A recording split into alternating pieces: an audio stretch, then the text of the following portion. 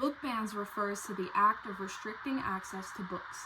They typically occur in libraries, schools, or other public institutions. They typically happen because of content, parent and community challenges, administrative decisions, or in response to action by lawmakers or government officials meant to censor certain topics. The First Amendment allows for freedom of speech, and book bans would normally violate that freedom. However, censorship is neither constitutional nor unconstitutional unless the government were to explicitly ban books. The government can't create laws that ban books because of their viewpoint, but they can regulate the time, place, or manner of the book, or in ways that seem more neutral. The amount of book bans grows larger and larger every year. PEN America has documented nearly 16,000 book bans since 2021, a number not seen since the Red Scare McCarthy era of the 1950s. Most bans come from a backlash from conservatives about LGBTQ+, race, and other current social issues. One important state law came from Florida in 2022. Law HB 1557 is a law that affects book challenges and bans in K-12 schools.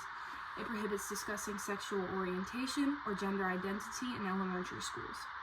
School districts found in violation are liable in court, which encourages the removal of all materials on the LGBTQ+ community. An executive order called Ending Racial Indoctrination in K-12 Schooling was issued by Donald Trump in January 2025. This order has a goal of promoting more patriotic education. It is not yet clear how the order will accomplish this goal, since it has been stated that it has taken effect on April 29th, although no effects have been acknowledged. In Texas, 17 books were banned from one school district's libraries. This action caused many complaints to come from parents and students, ending in lawsuits against the school district. The school district was then told to restore the books to the libraries, but only 8 were actually returned to the shelves. The majority of Americans are opposed to all book bans in public school libraries. Americans believe that it is important to teach children about diversity and adversity, even though it used to be a kind of taboo topic. Whether they be Democrats or Republicans, or neither, most Americans are against the idea of banning books.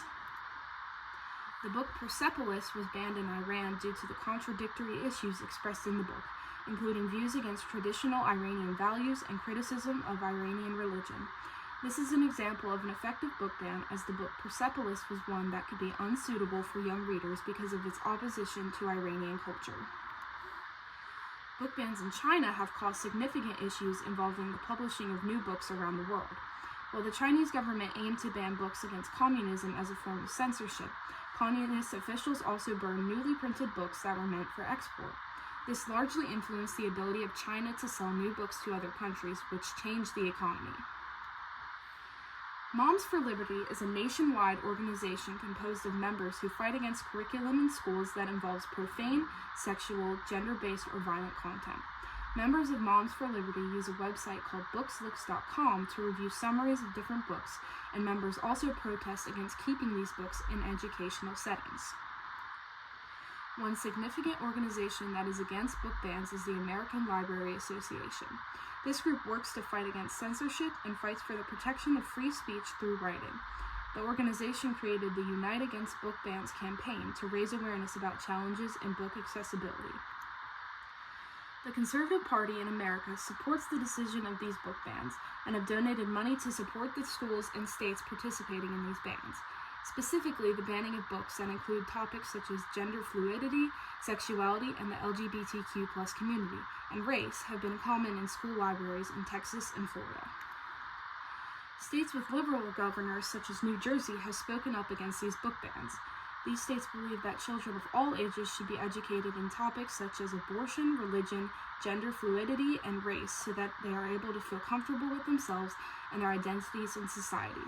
They have protested against the banning of books. On December 5, 2023, the Fight Book Bans Act was introduced by Maxwell Alejandro Frost, Frederica Wilson, and Jamie Raskin.